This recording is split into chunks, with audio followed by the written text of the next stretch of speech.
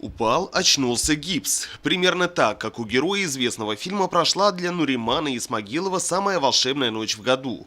Новогодние гуляния закончились переломом ноги. В травматологическом отделении мужчина уже 20-й день. Благо, операция прошла успешно.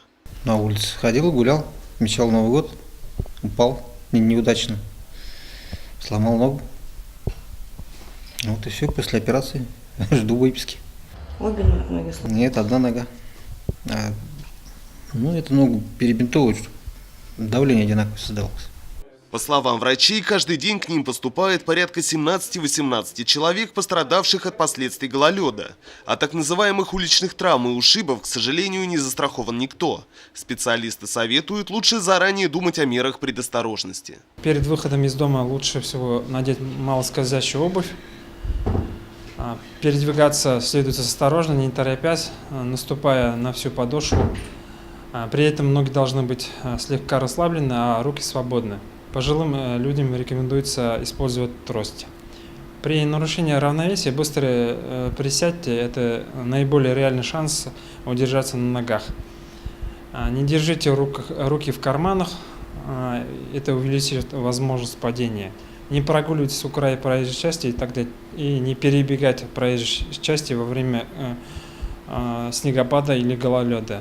Хоть и говорится, что береженого Бог бережет, на определенных участках города наблюдается значительно большой риск пострадать от гололеда. Согласно правилам благоустройства, руководители магазинов, предприятий и организаций должны обеспечивать качественную уборку на прилегающих территориях. Однако не все предприниматели соблюдают законодательство. Не все руководители организаций, предприятия, независимо от их форм собственности, выполняют требования правил благоустройства. Своевременно не производят уборку снега под скребок на тротуарах перед магазином, что приводит к образованию наледи. Но есть добросовестные руководители, у которых всегда перед магазином чистый порядок. Это такие магазины, как Грация, Медный Каблучок, Евразия, Аленка, Аптека Фармленд. На остальных участках, где отсутствуют магазины и офисы, убираются и подсыпают шлак вручную и на мини-тракторе уборщика территории нашего учреждения. Как отмечают инспекторы УЖКХ, злостные нарушители не останутся безнаказанными. Материалы проверки направляются в административную комиссию для составления протокола, а за неисполнение правил благоустройства предусмотрены штрафы кодексом об административных правонарушениях, размеры которых могут составить до 100 тысяч рублей. Также игнорирование правил благоустройства для некоторых руководителей может обернуться возмещением ущерба пострадавшему. Юристы уверяют, отстоять справедливость в суде может каждый, кто пострадал при падении на гололеде. Если случайно получилось так, что вы пострадали от падения, вы получили ущерб физический или имущественный, естественно, вы вправе требовать компенсации этого ущерба. Для этого вам в первую очередь нужно выяснить, кому принадлежит этот участок земли и кто за него отвечает. Такую информацию можно получить либо в администрации города, либо в своей управляющей компании.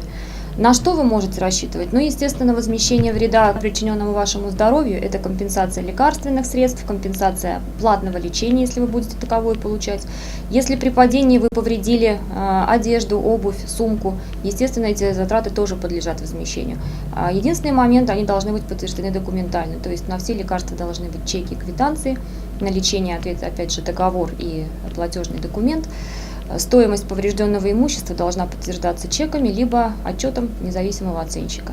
Если посмотреть общую картину, в городе очисткой и отсыпкой тротуаров на своих обслуживающих территориях вплотную занимаются управляющие компании и управление жилищно-коммунального хозяйства. На прилегающих участках, как было сказано выше, только некоторые организации и магазины. По-настоящему зимняя морозная погода, по прогнозам синоптиков, продлится в этом году до конца марта, поэтому как минимум еще 2 месяца гололеда не избежать. Нарушителям еще не поздно исправить недостатки и обеспечить тем самым безопасность горожан. К тому же чистая прилегающая территория – это еще и показатель эстетики и культуры. Ринат Музафаров, Айгуль Хамитова, Алик Кадыров, Гульгина Расхидина, телекомпания СТВ.